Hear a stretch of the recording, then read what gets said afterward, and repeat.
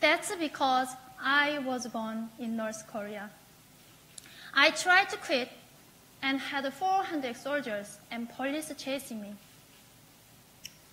North Korea is the worst country in the world.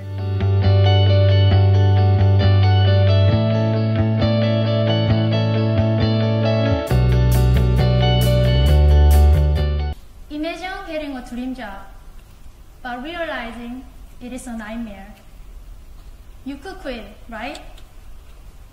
Most of people give 2 weeks notice, or they just stop showing up for work.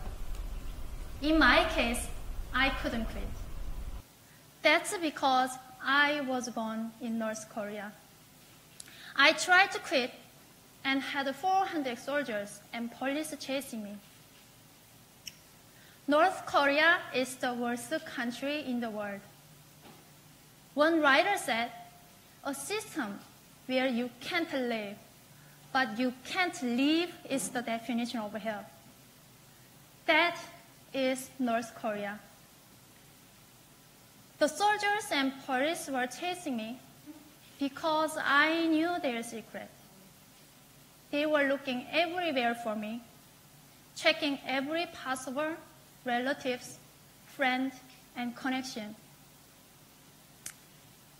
I had been working at a government villa, which I thought was the opportunity of a lifetime.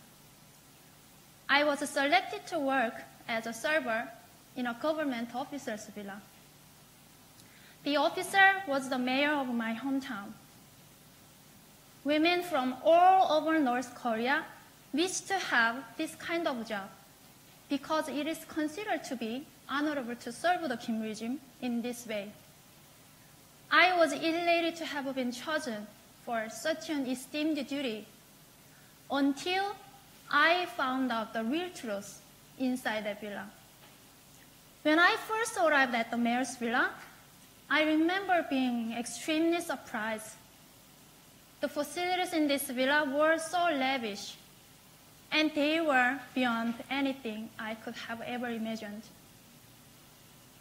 During the famine of the 1990s, when anywhere from 500,000 to 2 million people starved to death, we had been told that everyone, including our dear leader, were sacrificing for the good of the nation. We believed that propaganda that our dear leader and government officers were working all day to provide us for a better life. The minute I stepped inside the villa, I realized that the government had been lying to us. While so many North Koreans were suffering, starving, and dying, North Korean government officers were living a lavish lifestyle. In North Korea, asking questions about the Kim regime would be madness. My experience at the villa made me begin to question my loyalty to the regime. It was my duty to serve the government officers their meals. I had to stand outside the door, still as a statue. When they needed something, they would call me, and I had to bring it immediately.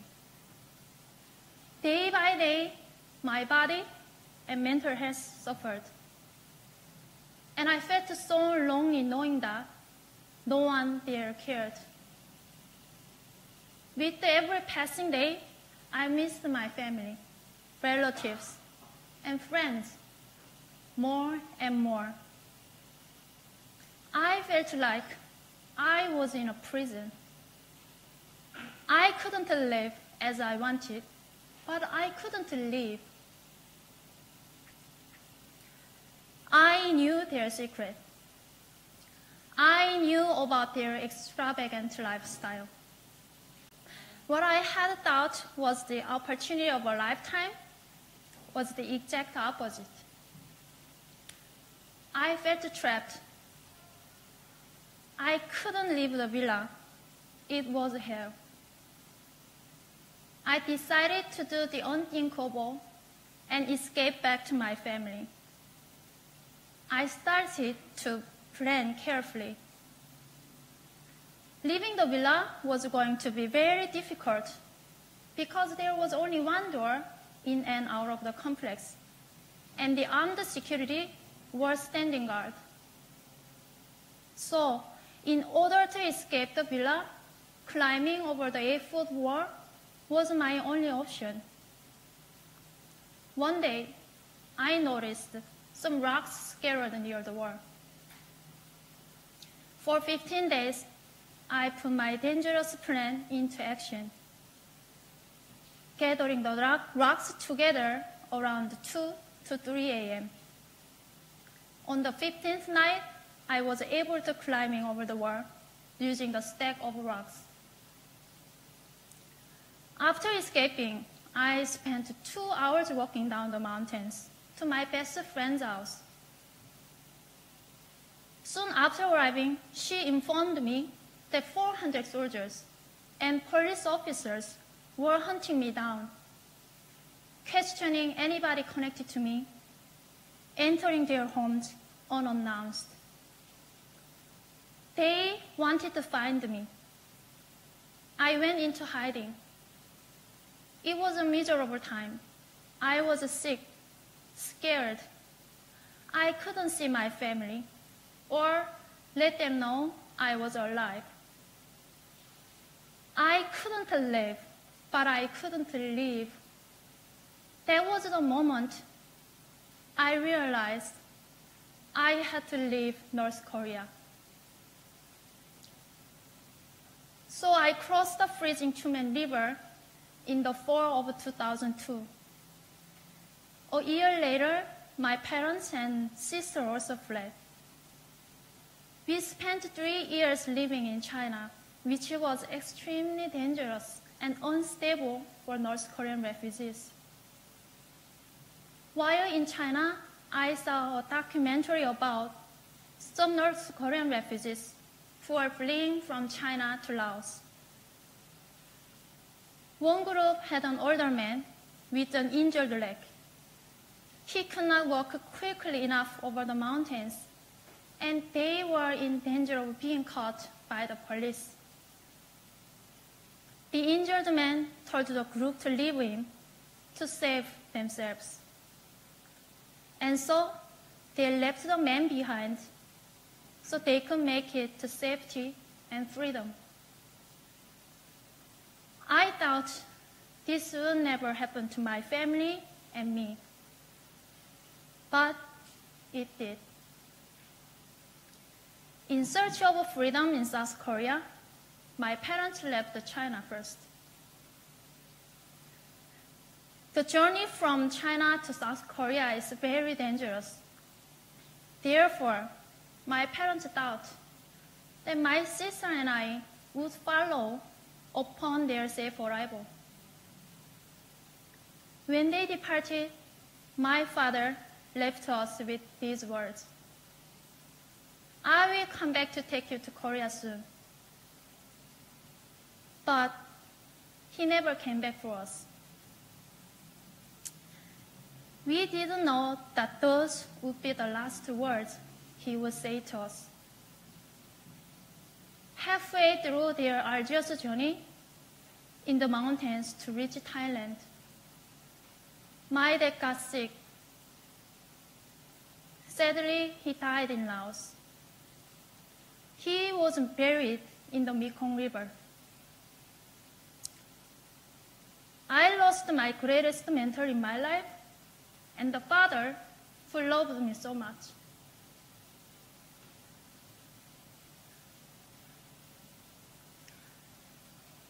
While my sister and I were waiting in China for my parents to return,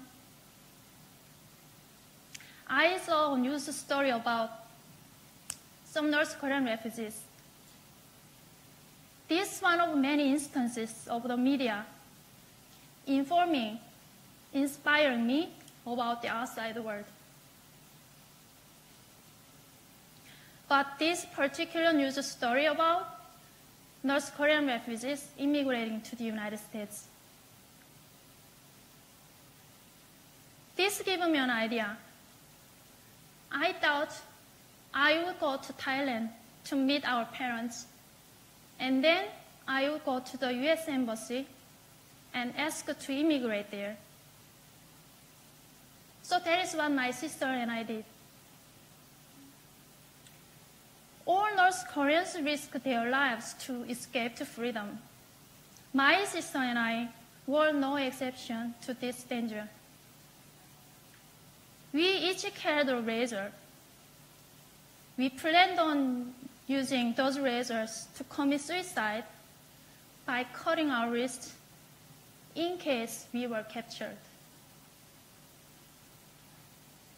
We were not going back to North Korea. In 2007, 5 years after leaving North Korea, my mom, sister, and I went to the USA as refugees. At last, we were free. I still can't forget the feeling that I first arrived in the United States. It was the first time since I left the villa that I could sleep peacefully. My nightmares of being caught finally ended. I didn't know what freedom meant until I finally felt it. In North Korea, I was a prisoner, an object, a commodity, ripped from my family for the government to use as it pleased. Although now I am free, millions of others have not met freedom. When I was in North Korea, I thought I had a dream job, but it turned out to be hell. I will never forget the fear that I had realizing that 400 soldiers and police officers were chasing me. A system where you can't live, but you can't live is the definition of hell. I grew up in this system, and I was determined to finally escape. Yet, I am one of the lucky few. I wasn't only seeking survival, I wanted to live as a human being. Now I am a free woman, able to live as I wish.